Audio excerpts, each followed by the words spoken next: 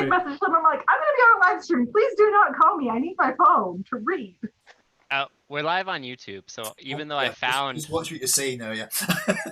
Even though I did just find one of the documents that the voice would have gone with. Sorry, out of time.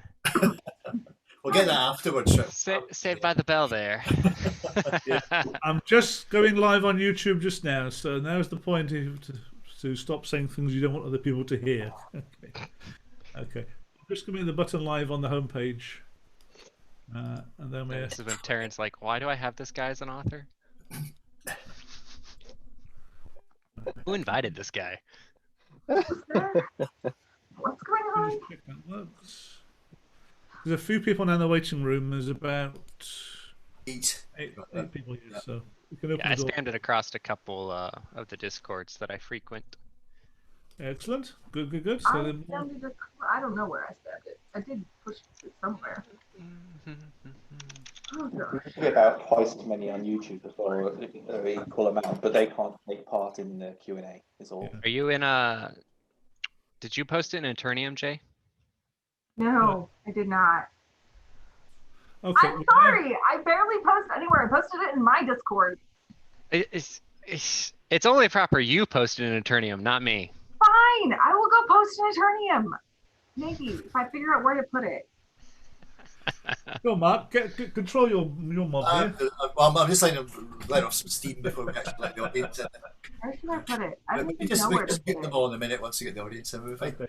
Well, the audience is about ready to come in. If you're happy to load people in, we can get Okay, things we started. can start off. That'll be fine. It's all live on YouTube, working tickety-boo.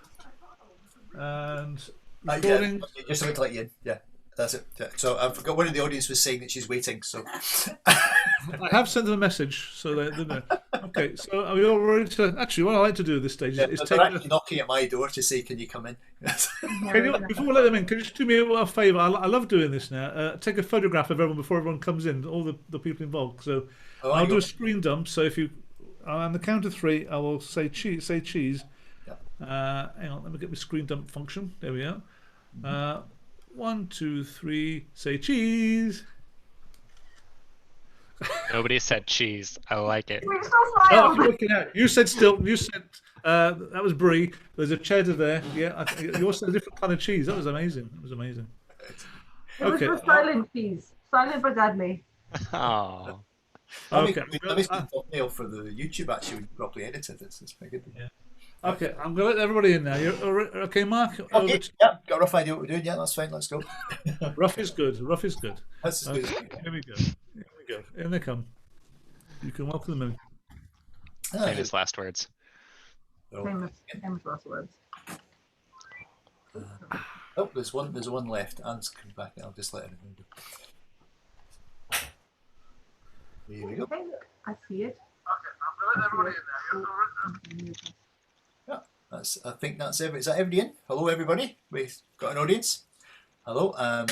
I'm Mark Toner. I'm your MC for tonight, and we're about to enter into the world of LitRPG and discover what that's all about with our guests Russell Jones, Jay Boyce, Jonathan Smidt, and Taran Matharu. A few little kind of housekeeping things to deal with before we start. This is going live onto YouTube as we are all here, so if you want to remain anonymous, don't turn on your video, and you can then hide in the background and be in the dark in the audience, or if you want to be visible, that's fine, you can turn your video on, that's good. You'll get a better impression of the whole thing if you put yourself into speaker view rather than the gallery view, because then you'll get a nice big picture of whoever's speaking and be able to follow them better. But again, that's up to you how you want to do that. There's a couple of things. If you like to use social media, you can use our hashtag for tonight, which is just hashtag Event Horizon, and I can stick one of those up for you if I get myself organised. And we also have a Shoreline Twitter account that you can tweet to if you want to, and I'll just put those both up on the chat on the side, which I want to draw your attention to. If you can't see the chat just yet, go to the bottom of your screen and fire up the chat option on Zoom, and you'll see that I've posted up the hashtag and our Twitter account there, so you can use those to talk. But you can also talk, if you're on the Zoom, you can talk to us through the chat, and that will be useful as we're going through the various readings and discussions we've got tonight. If you think of a question you'd like to ask, you can just put it straight in the chat there and then, and it saves you forgetting it at the end. And at the end, we'll be able to look through those and either get you to speak your question to us, or I'll read it out for you if you want to be shy, so you can do it that way. So try and get the chat visible, and you can then interact as we go. Right, I think that's all the main bits. All the exits are where you normally have them in your premises, since we're not actually responsible for that bit, so you can find your own emergency exits if you like. Okay, so we have our 4 guests tonight, and I'll introduce our first one and we can get started. Our first guest is Taran Matharu, and Taran Matharu is the New York Times best-selling author of the Summoner and Contender series, published in 15 languages with over 2 million English copies sold. And Taran's going to tell us a bit about that, but also he's going to tell us a little bit more about LitRPG itself and being a publisher of such things. So I'll pass you over to Taran and tell us all about it. Hi, thanks so much for having me on your show. And yeah, I'll just tell you a little bit about myself quickly. I started writing when I was very young, but I got my first book deal when I was 22 years old. I started writing the Summoner series on a website called Wattpad, which some of the people watching may be familiar with. And I just wrote a sample taking part in National Novel Writing Month, where I wrote 50,000 words in 1 month. And I kind of then slowed down a bit as I was backpacking through Australia. That book went viral on there, was read several million times. And eventually I got a book deal, an agent obviously first, and now it's what I do full time. And I love it. It's a wonderful thing to do. And I think I'm on book 8 now. So it's usually a book a year, and one year I did 2 books. But towards the end of the Summoner series, I actually got contacted by an author that anyone who's a fan of LitRPG will probably be familiar with. His name is Alaron. And Alaron Kong of the Land series, he messaged me saying, "Hey, did you know your book is kind of like a LitRPG?" And he invited me to kind of take part in the community and whatever. And I said, I'm going to read a few. And I started with Awaken Online Catharsis, which is one of the more popular early LitRPGs, and I fell in love with the genre. And I saw that it was very popular, that a lot of young men were reading it who often struggle to get into reading. And I'm all about literacy. I work with a National Literacy Trust in the UK, and I work with a book trust as well. And I decided to evangelize it. So I started going to all the publishers that I knew and all the agents and saying, there's this thing, we should be promoting this, we should be supporting it, we should be creating events around it. And I got absolutely nothing back. They had no interest whatsoever in it. And it was because the typical publisher is very homogenous. They're very similar kind of person. And they all come from very similar backgrounds. And for whatever reason, that type of person generally isn't into RPG video games, and they just don't understand it, and it's not a hobby that they take part in.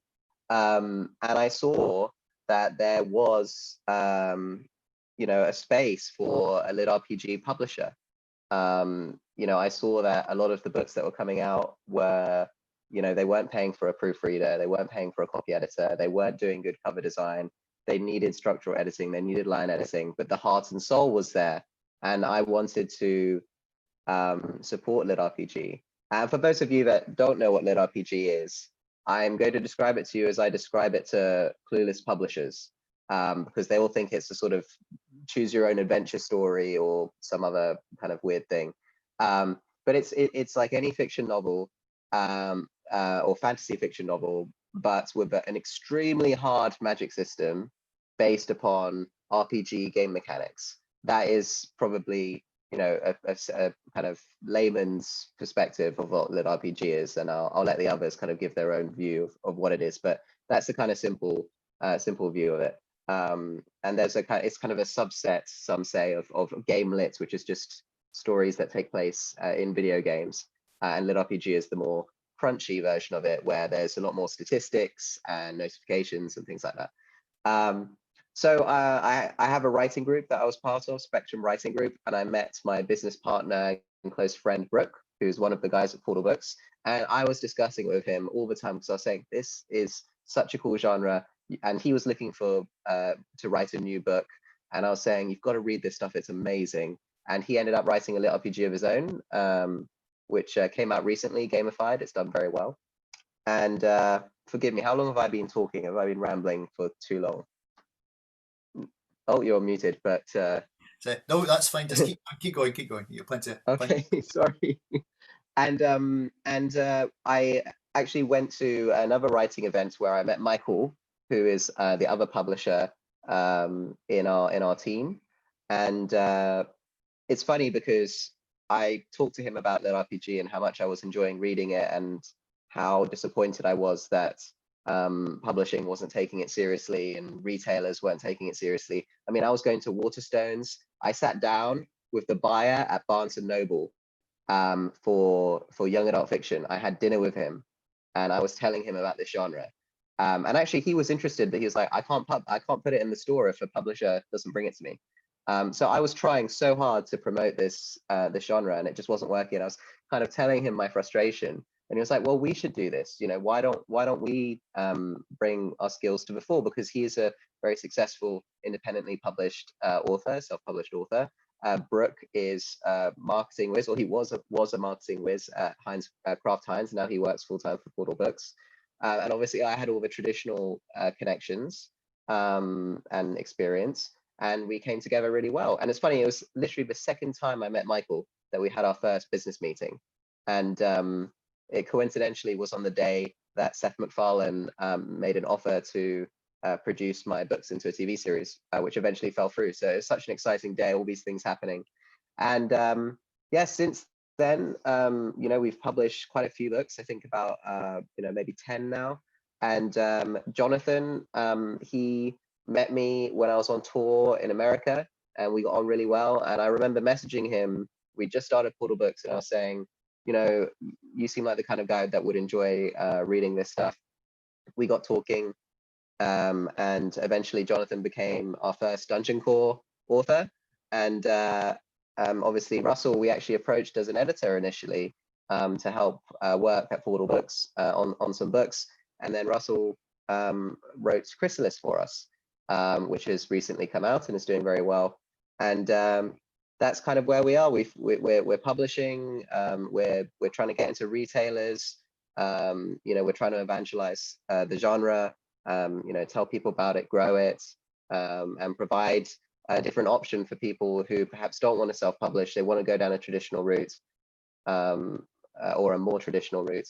And yeah, I'm having a lot of fun doing it. It's going amazingly well, and yeah, we just love what we do, you know, such that now Michael and Brooke work on it full time, you know, where previously they weren't. So it's just amazing.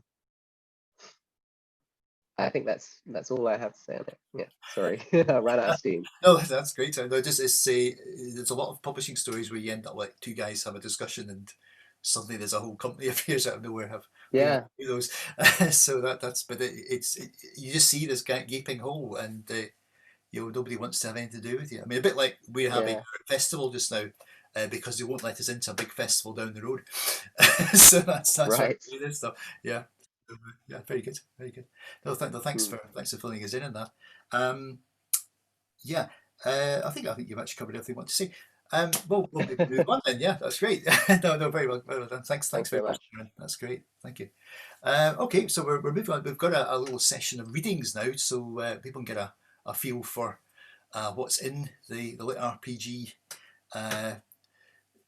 genre and the kind of things that we can enjoy. And we're going to lead off with our local LitRPG author for us, since we're based here in Edinburgh, except I'm actually in a different plane of existence, but I'm pretending to be in Edinburgh. And we're going to introduce Russell Jones. Russell Jones, well, also being one of the trilogy that got the whole Shoreline thing started, is also an Edinburgh-based writer and editor. He's published 7 books and has a PhD in creative writing. His debut LitRPG novel, Chrysalis, is out now with Portal Books. And Russell is going to read us a bit of that. So I'll pass it over to Russell just now. Thanks, Mark. Lovely to be here as someone other than the MC, and no bad jokes tonight, I'm afraid.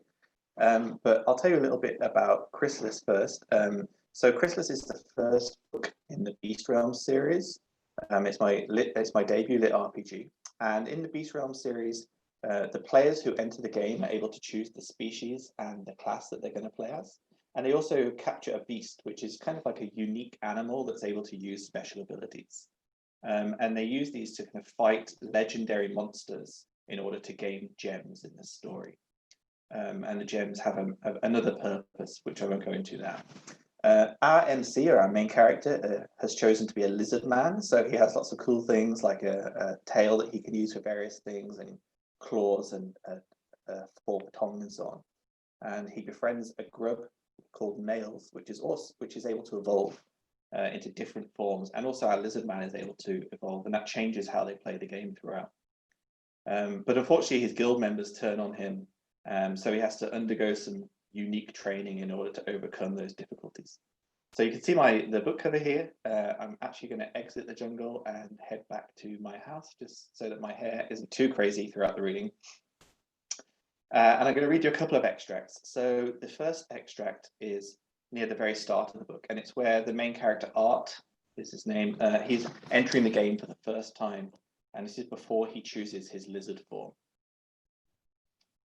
The sky came first, a brushstroke of ruby on a stretch of cobalt blue.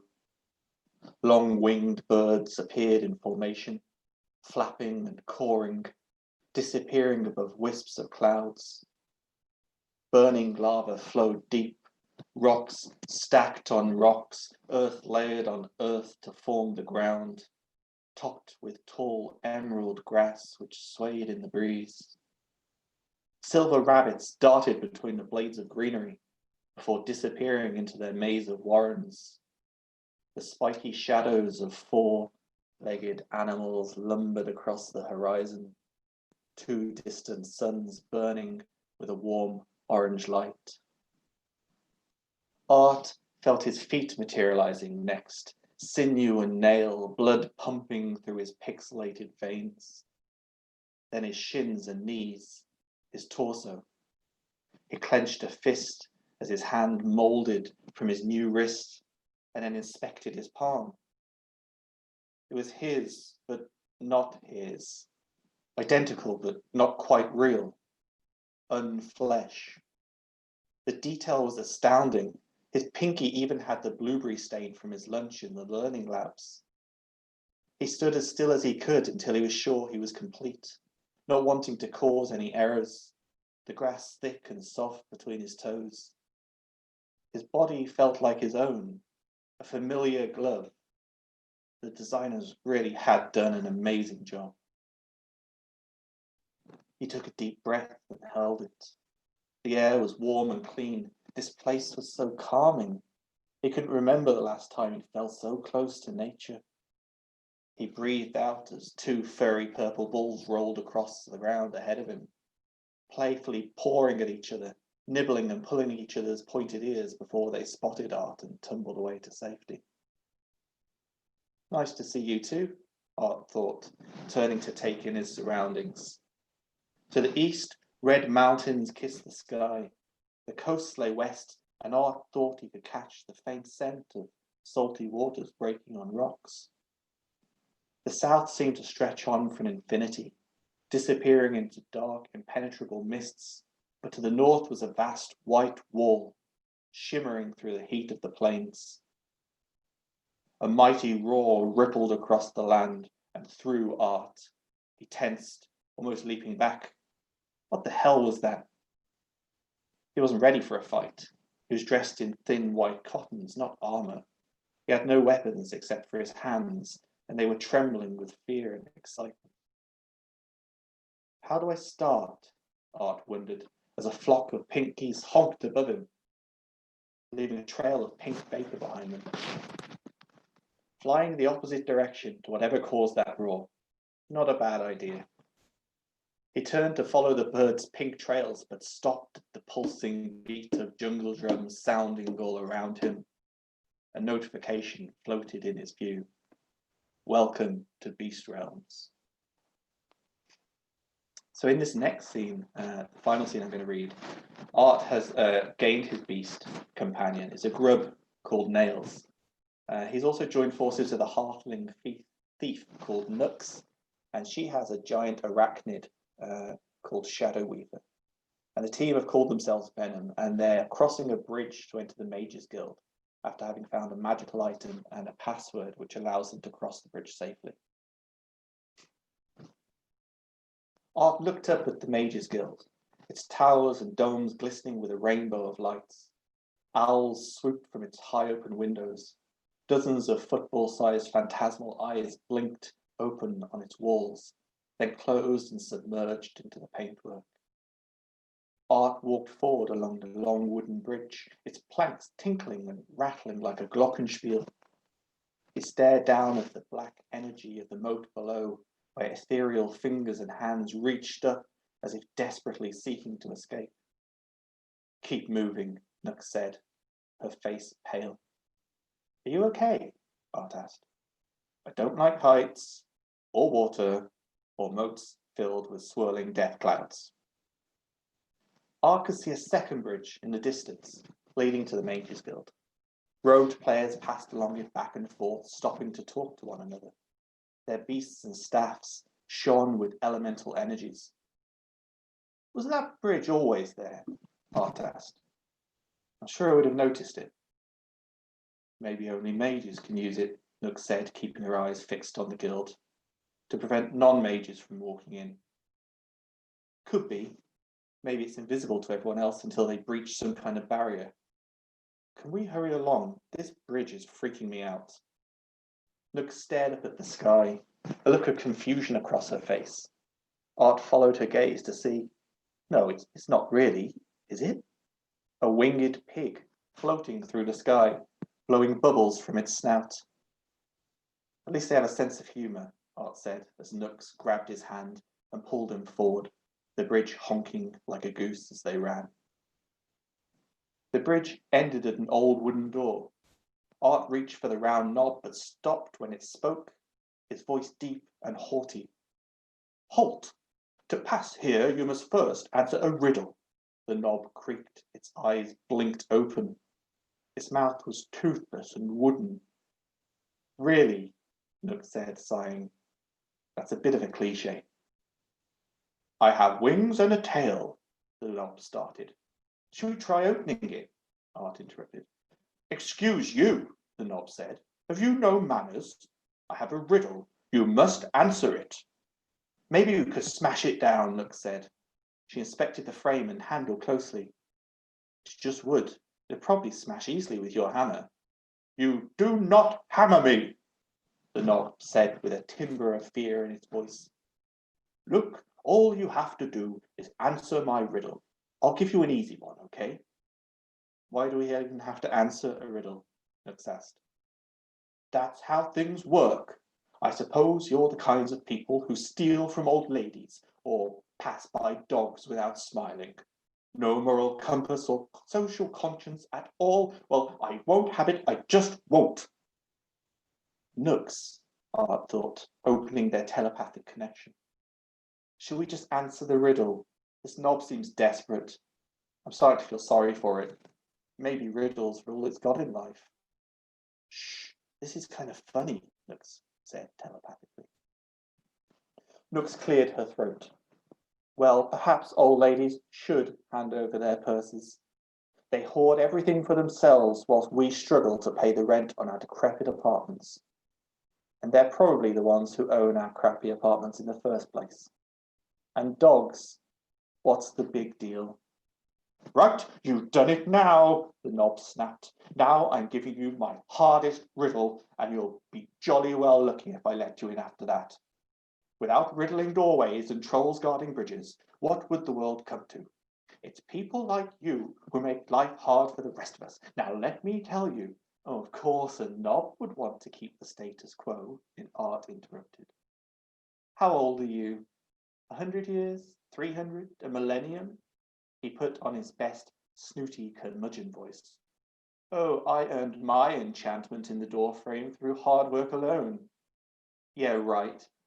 You're literally the gatekeeper. You've got all the power and you don't want to open up just a little bit to help someone. Hypocrite, Nooks added. I'll leave it at that, but thank you for listening. And if you like what you've heard, then Chrysalis is available for free on Kindle Unlimited, or you can purchase it as an ebook or print on demand through Amazon. And I'll pass you back to Mark. Thank you very much, Russell. That's a great introduction to the whole LitRPG thing, and that's probably the best defined doorknob catch I've read in quite a long time. So thank you very much for that. That's great. Okay, we'll come to our next reading, and this is from Jay Boyce. Jay Boyce is the author of A Touch of Power series, published with Mountaindale Press. She is an editor turned author who also spends her time working with deaf students at her local university. A member of the SFWA, Jay also won the Warriors and Wizards Award for the Best New LitRPG Author in 2019 and was nominated as a finalist for the Independent Audiobook Awards in 2020. And I'll hand you over to Jay and she will entertain us with some of her writing. So I am the outsider here. I work with Mountaindale Press, and I'm really happy to be here. I totally didn't pull up my thing right. So I write Siphon, the Touch of Power series, and you can maybe see my covers behind me on blankets. But my story is a portal fantasy about a girl. Well, I'm going to read the beginning of it, so I'll just let you guys know. But yeah, so I started writing about 2 years ago. I've been an editor for many years before that. So this was just kind of, I posted it on Royal Road and got picked up by Mountaindale Press. And it's kind of been a trip for me. So, and I apologize, I don't normally do readings. So, okay. It wasn't what I imagined it would be like. It's cliche, but I guess you really should be careful what you wish for. At some point in your life, I think everyone wishes that they could be someone or something else. I was envious of what others could do, and I wished I could have just a fraction of their talent and energy. When you live most of your life in a hospital staring out a window, I'm told it's pretty common to think about the what ifs of life. What if I were healthy? What if I could run around? What if I could go to school? But I couldn't. My life was just a countdown of being comfortable enough until I finally kicked it and died. So what does any sane person do when they're completely trapped in the cage we call a body? You lose yourself in the internet, duh. I mean, even normal people do that, or so I'm told. It's an easy escape into a world of your own creation. So I played games, I read books, I talked to people. And I envied videos of people who were able to actually go out and do. As awesome as losing myself was, I still wished that just once I could experience a normal life for myself. Well, that brings us back to the start. You see, I'm pretty sure I died. I don't actually remember kicking it, so I can't be totally sure, but I think it happened. Why? Because when I woke up, it was to a pretty blue box covering my vision. Chapter 1, New. System scan commencing, initializing profile. Traveler, welcome to Andara. You have been placed in the country of Koi. Good luck on your adventures. Jade stared blankly at the floating blue box in front of her, trying to make sense of it. The room was eerily quiet, and she glanced around, startled. Gone was the constant hum of machines that were keeping her alive and measuring her vitals. In a panic, she swiped at the air to get rid of the boxes so that she could look around, only then noticing that she could wave her arms without obstruction. Utterly flabbergasted, she paused, staring at the simple room that was revealed with the absence of the blue box hogging her vision. Gone was the sterilized white hospital room, and in its place was what resembled a dorm room? It had a small bed with a nightstand, a bare desk, a small dresser, and 2 closed doors, one beside the bed and one across the room. That was it. No wires pumping anything into her arms or checking her pulse, no machines keeping her alive. Instead of the smell of disinfectant, a gentle hint of cedar and herbs filled her nose. She stared in wonder at the pale arms she held out in front of her. They were skinny, but they seemed completely healthy. Are these really my arms? She stared at her hands, turning them over and observing the play of light coming in from the window. With a thought, she pushed the blanket off of her legs and attempted to stand. She was uncoordinated at first, wobbling as she stood up and stumbled forward a few steps jubilantly. Peering around again, she noticed a mirror that she'd missed before and stumbled over to it, mesmerized by the face staring back at her. Dark brown hair lightly curled over her shoulders and jade green eyes appeared luminous. Her skin was pale, and she was skinny, but stable. She studied her new body in awe. She might be small, but she was no longer just skin and bones or colored a sickly yellow tinge. Her eyes were even missing the customary red that she'd grown accustomed to seeing. She might not be strong, but she was healthy. Laughing out loud, she stumbled over to the window, still trying to get used to the fairly new sensation of walking entirely under her own power. With a giant grin on her face, she stared out at the new world. From her window, she could see what seemed like a strange mix of the modern world and an ancient fantasy setting.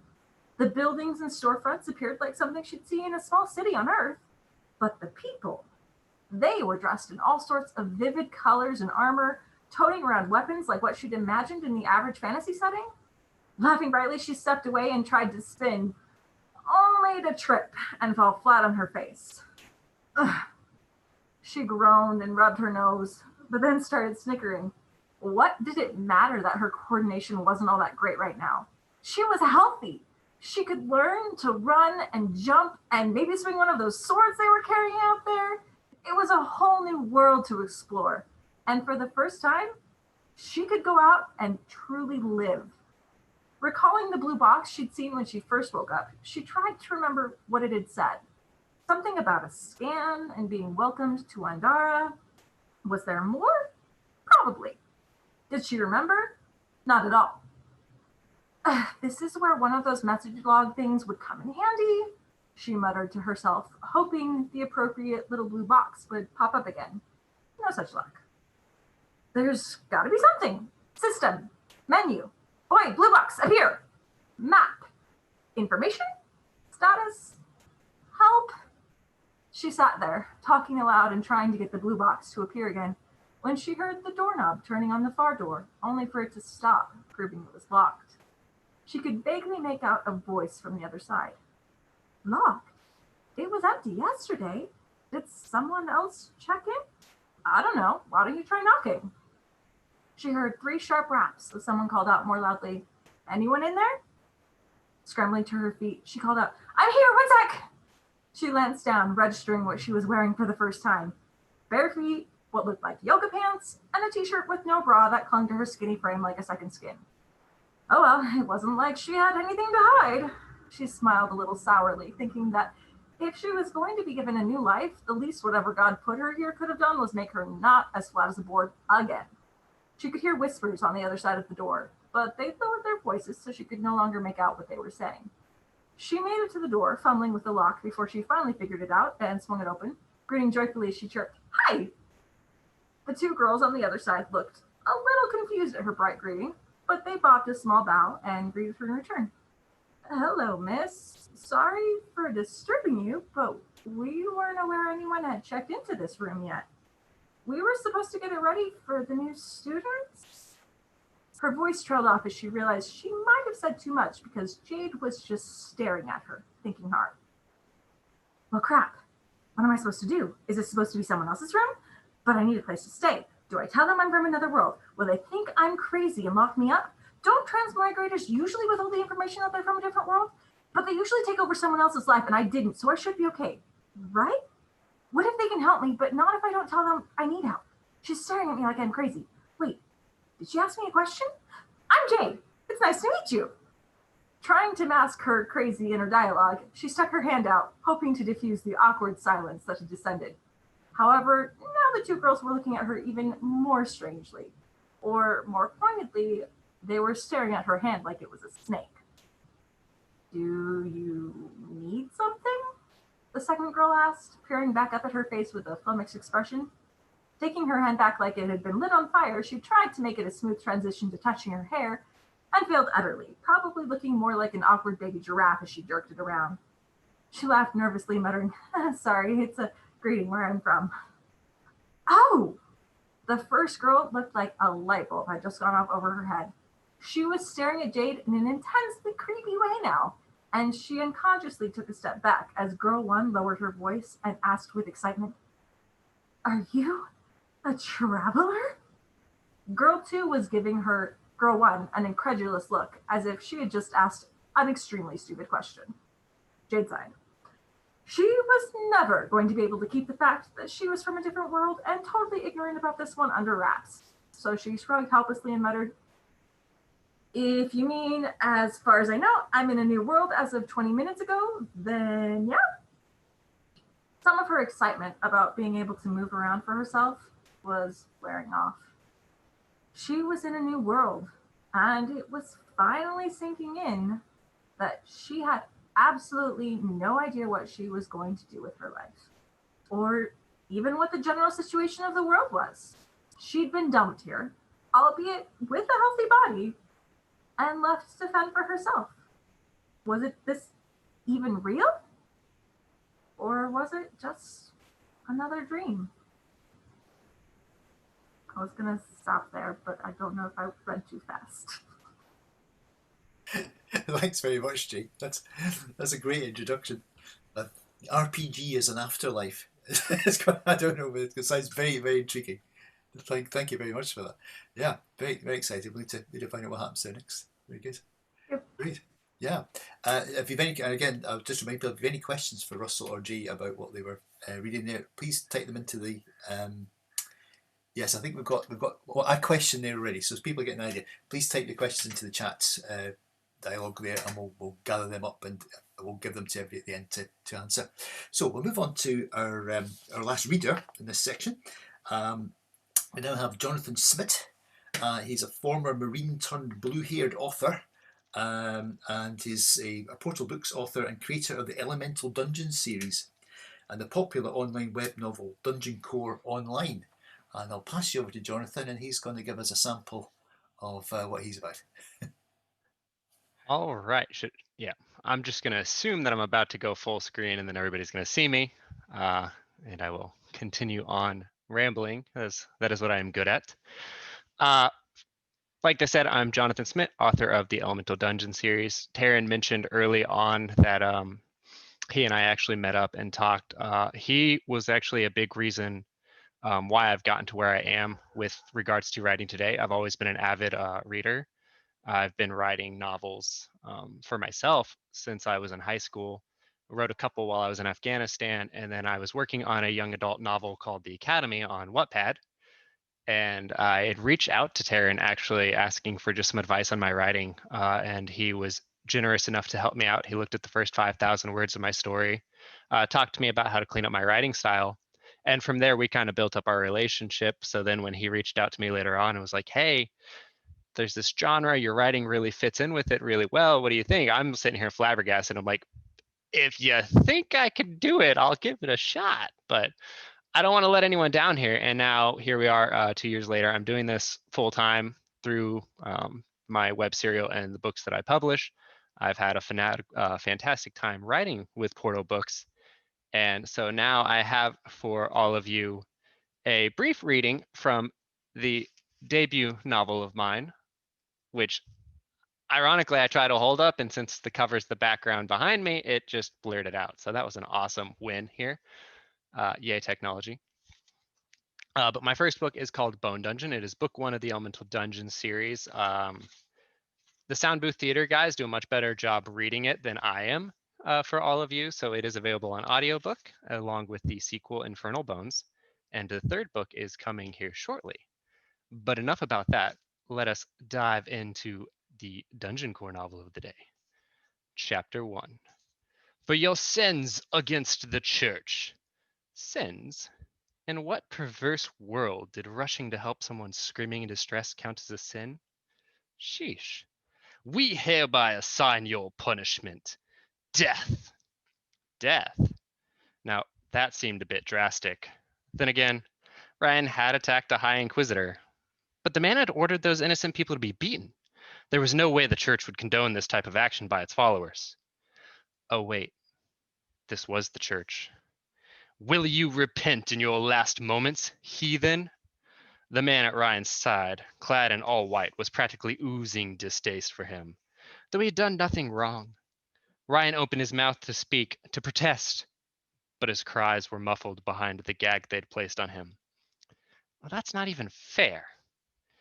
Even now you refuse to repent, and so, as the hand of the goddess of justice, I set forth your sentence and act upon it. The priest's hand moved, and the blade of the guillotine came crashing down. Damn.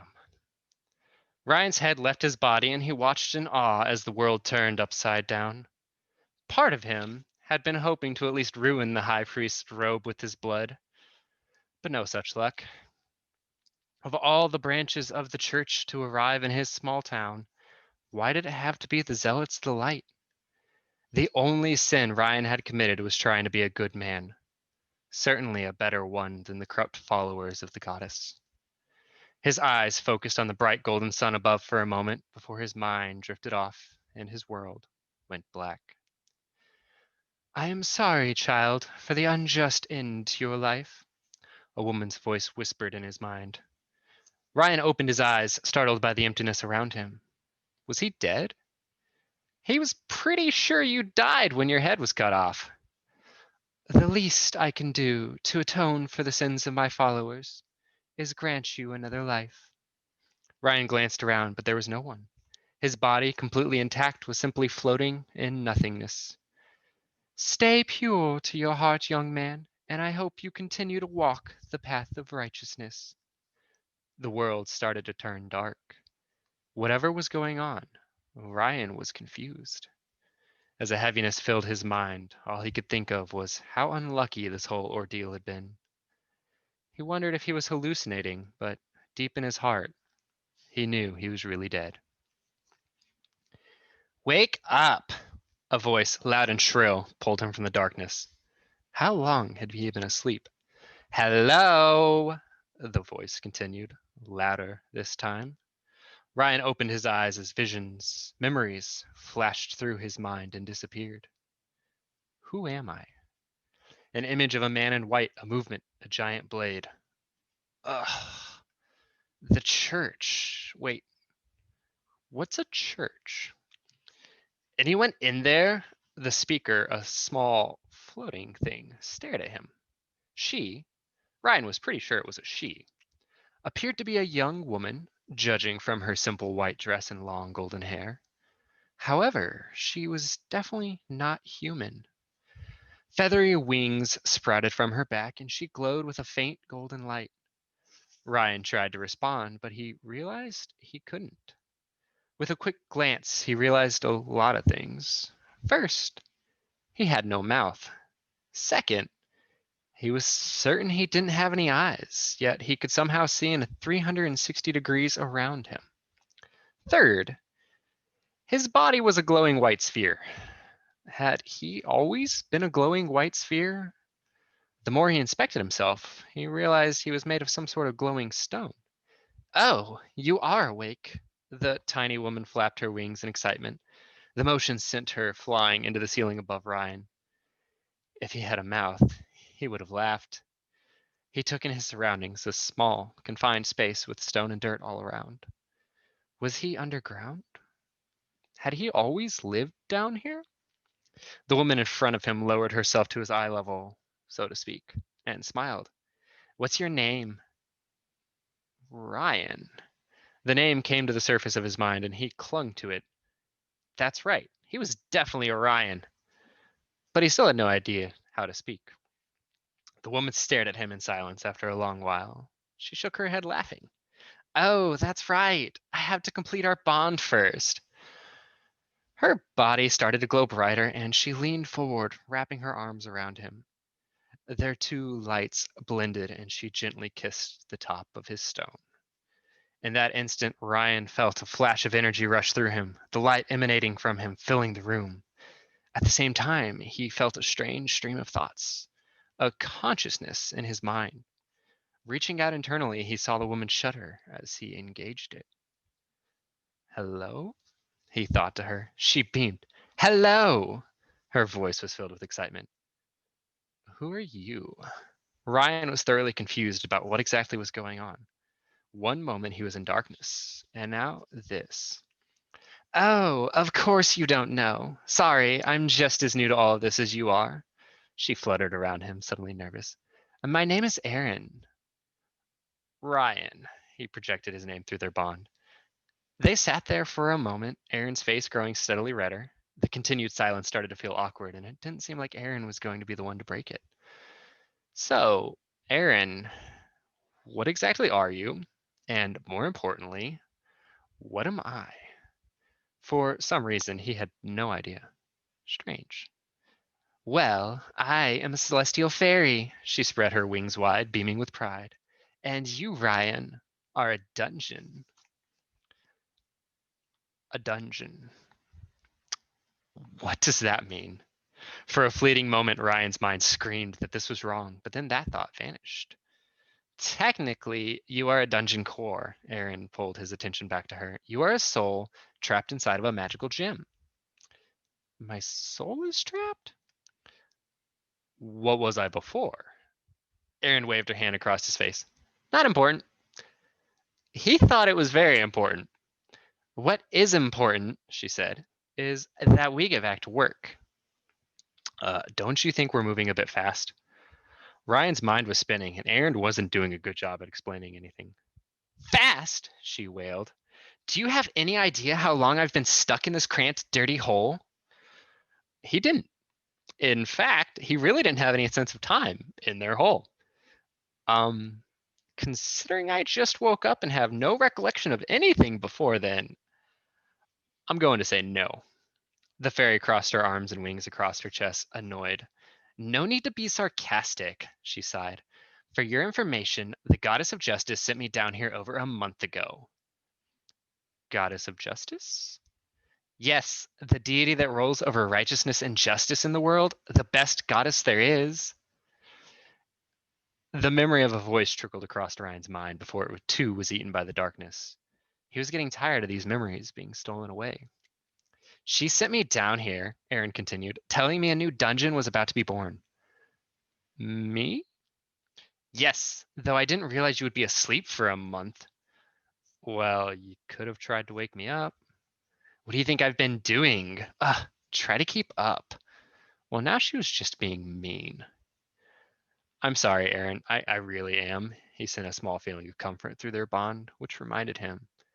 Say, what is this bond between us? What did you do?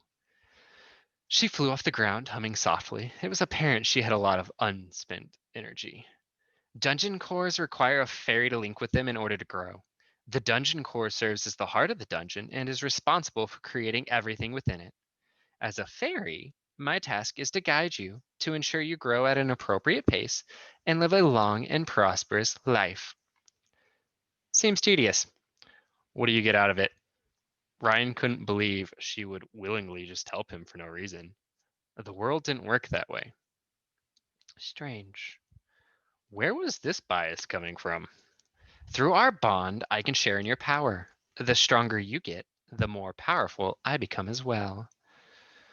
Once I'm bonded to you, I can no longer draw mana from the world of my own, so I need you to help me survive. What's mana? Aaron huffed again at his question. They really weren't getting very far. Do I have to explain every little thing to you right this instant?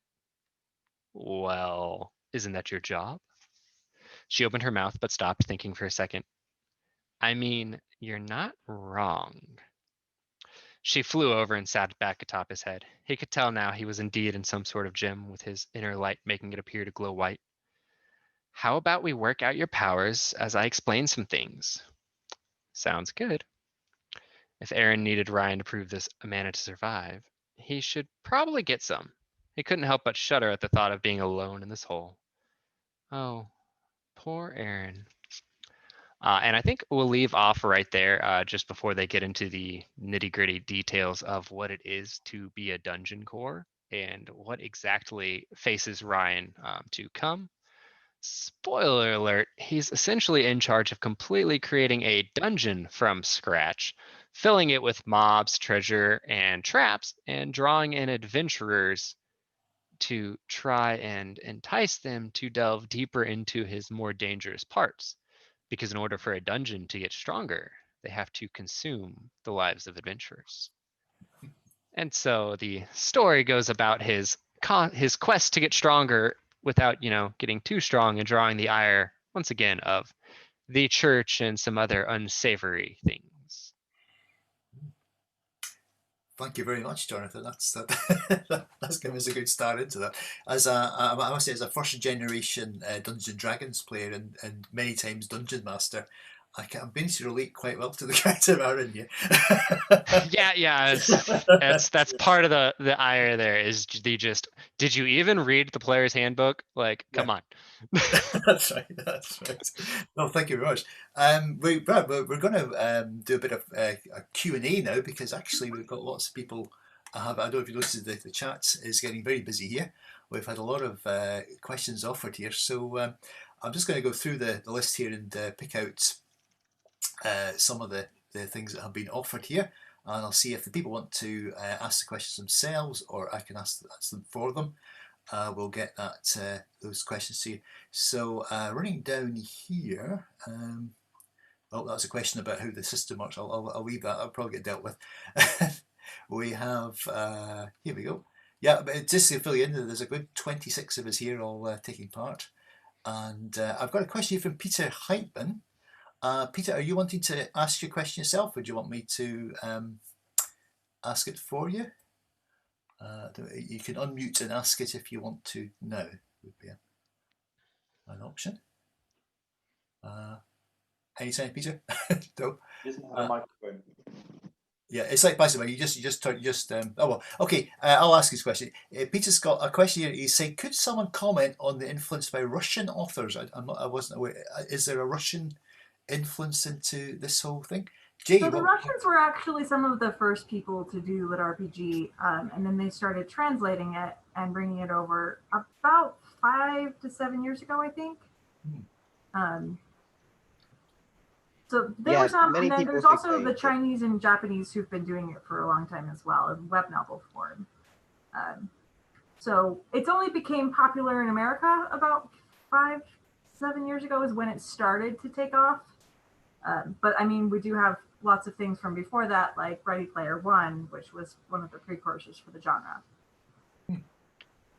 Yeah, I think Way of the Shaman is probably the best known Russian lit RPG. So if anyone's interested in reading a Russian lit RPG to see how it translates to the West, that's probably a good one to start with. It's kind of interesting because when you read a Russian lit RPG, you see a lot of the kind of phraseology from Russian and the kind of little inside jokes from Russian. So for example, I think it's a hungry hamster is like a phrase to suggest that someone's greedy. And it's almost become like a bit of a trope in Russian lit RPGs where people are like, why are they talking about hungry hamsters here? And it's supposed to be like, I'm a greedy pig. But their phrase in Russian is and it's being translated literally. Yeah, I think that lit RPG, if you delve into lit RPG history, I think the term was coined in Russia, even if the origin of the genre predates the term. That's what I've gleaned from kind of investigating lit RPG's origins generally. Oh, very good. Oh, thank you. Right. Well, okay, well, moving on. We have another question here. This is a question coming via YouTube, so I think I'll have to ask that one from Caroline Hardacre. So Caroline's still listening in.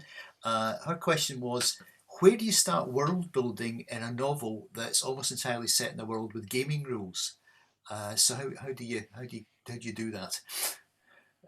Who'd like to have a crack at that one? I mean, Yeah, Russ. I don't think it's all that different for me from writing another novel, really. It's sort of, in fact, it's more liberating, I think, to write in lit RPG because whatever can be programmed can be made real.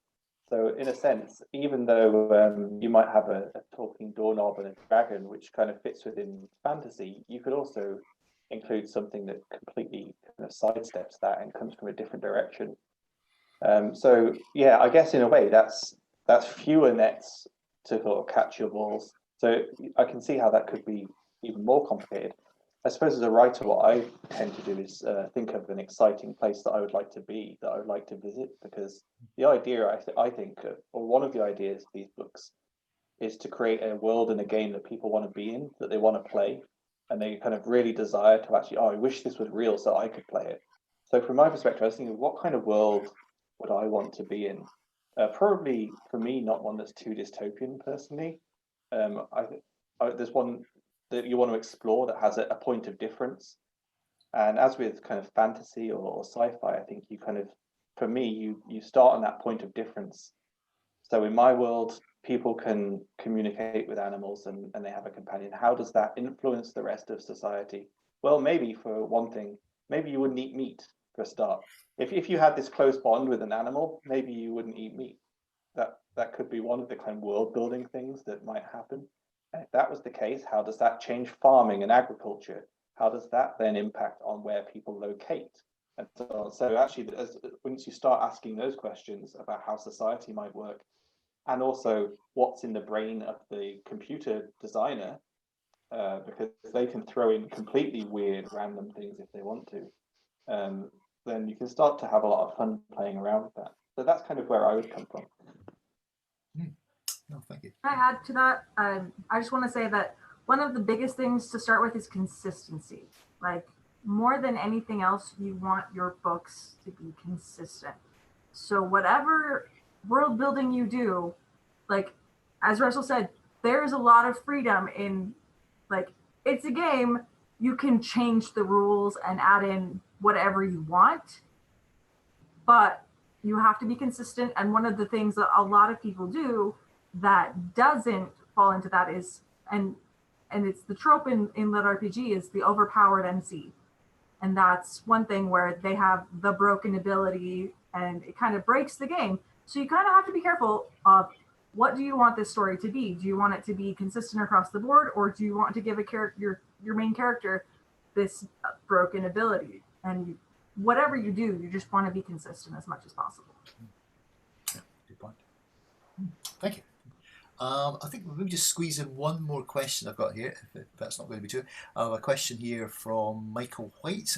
Michael, you wanting to? Oh no, it's another one from Michael. Let's put some more up here. Yeah, just a little bit. Maybe finish off with, where do you see the LitRPG going in the future overall, and what's the most common subgenre? Maybe just, if you could just say, where do you think you might be going in future with this genre? What's going to lead to? That'd be good. Is that too tough? Too broad a question? Oh, Jay, you got. I can do it. So really, LitRPG is only getting bigger with some of the things like the new Ryan Reynolds movie that's coming out, which I can't think of the name of it, but it's following the life of an NPC who gains sentience. And with Ready Player One becoming and Jumanji, like, all of these things are just bringing more and more people into the genre, and most people game these days. So it's just becoming a much bigger genre. I know virtual reality, virtual reality dives are one of the bigger subgenres, but there's also one that's taken off recently, which is the system apocalypse genre, which the post-apocalyptic hits the earth and, you know, monsters spawn and you have to survive, which is also very popular. So those are some of the really big ones, but I don't think Portal or Dungeon Core are going away, because those are things that also really speak to people. I've seen a lot of. I completely agree with Jay. By the way, everything she says is so right. And Jay, actually, I asked you this question. Have you noticed? Because you seem to be really plugged into this. Have you seen a lot more books where they have a shared universe lately? Because I've been noticing where an author invites other authors to write in their world, or they co-write with them. I think that's going to be something that we're going to see a lot more of as the genre expands, because it's so many indie authors or small press authors. It's not as complicated to share things like that or work together on projects like that, while big publishers avoid it like the plague. Well, that's the thing. With LitRPG, there are really only 3 big publishers at the moment, or small indie presses, that are really have the stranglehold on the genre. I wouldn't say stranglehold. They've got the leading edge on the genre. And so within those, they have invited other people to write in their universes because they're so popular and people love them. And, you know, it's a pretty small knit community at this point. So you become friends with people. Like, I got invited here because I'm friends with Jonathan. Like, I'm not part of Portal, but, you know, it's the community. Once you have that community, like, you want to write with your friends. No, thank you very much. I think a lot of the things about genre is you do get the community going. I mean, the Shoreline community is what drives what we do, and it's a kind of science fiction community. But we have all sorts of people who don't actually publish with us again, who are friends, and we can help them up. So it's quite a good thing. It's good to see a genre developing and getting its space like that. Well, I think we're coming to the end of our evening. So thank you very much, Russell, Jay, Jonathan, and Taran. I think we're all a bit more enlightened as to the whole RPG lit thing. My first impression was I remembered that the old Clash of the Titans movie was based on somebody playing a Dungeons and Dragons game. I thought, oh, is it something like that? So I now know a lot more, and I'm very much interested in how this genre is going to develop. So thank you very much for sharing all that with us. Thank you, and all great success with the future of it as a genre. I think basically as we go into our new IT age, which have been kind of bump started into, this is obviously going to become something that's much more, what people are interested in. So great, good stuff.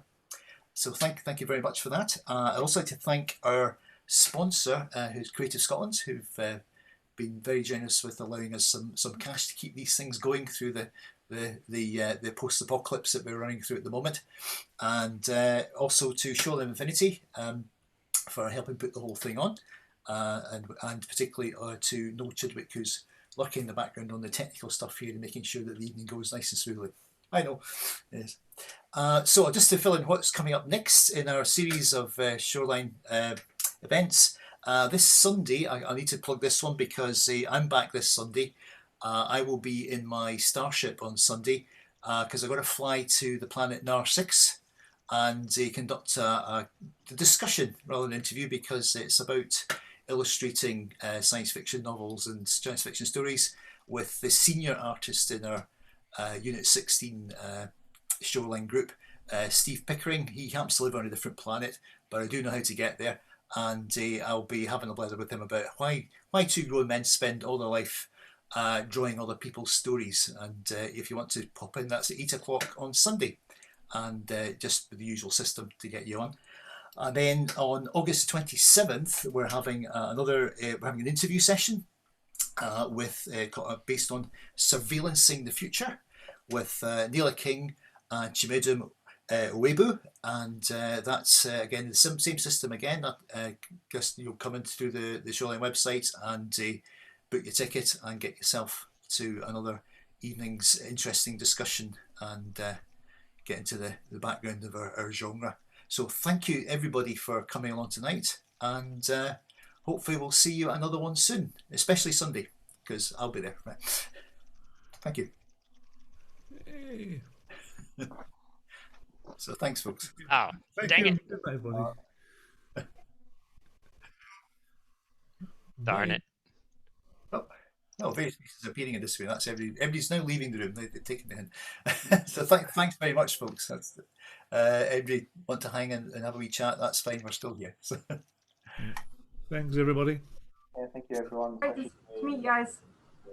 Thanks for all the input. That was a good evening. Thank you. Great. Huzzah. Always a good time. Yep. Did Taran dip out? I think he Taran. has, yes. Taran's just gone. Taran punched out. Yeah, Gone. Oof. I'm done. Oh, you did very well. That was great. Whole kettle next to the bed. You're still not there yet. Okay. So, Russell, we've gone quiet again. Bring out your persona. I wasn't sure if Taran was in a hotel because there was a small kettle next to his bed. Yes. Oh, see, right. He was probably at the what is it, that big hotel he's got. He's got that big old house. Right. Yeah. out in the country that he posts pictures from occasionally. I suppose if the kitchen's really far away from your bedroom. Well, that's where you get your butter to bring you a cup of tea. That's what I do. must be nice to have a butler. It must be, mustn't it? Yeah. Yeah, that would be great. I would love. I don't actually want a butler. I just want a home cook. All right. Okay. See, I'm a very good cook, so I just kind of cook my own stuff. I am not, and I have so many dietary restrictions that I just hate it. Yeah, I've got some of the staff have come in from Shoreline of Infinity behind me now. We have an extensive robot staff that do all that stuff for us. Anyway. Yeah. No, I thoroughly enjoyed that. I know nothing about LitRPG, so it's a great pleasure to listen to that and get a sort of feel for. To learn about it. I'm intrigued. I have to read Russell's book, of course. So I'm going to do that. So. It's good fun. I was hoodwinked. They didn't Dungeon tell me Core, mine Dungeon is- Core was the smallest niche. No. Mine is the smallest niche. Slice of Life is even smaller than Dungeon Core. Fair, but Dungeon Core is like a terribly small niche, and Well, it's supposed just to be like you and Dakota and like maybe a couple other people. yeah. I mean, Jonathan Brooks is putting a book out in it Oh every yeah, other month. Brooks. Brooks is doing it too. But it's like really just you three. Yeah. But then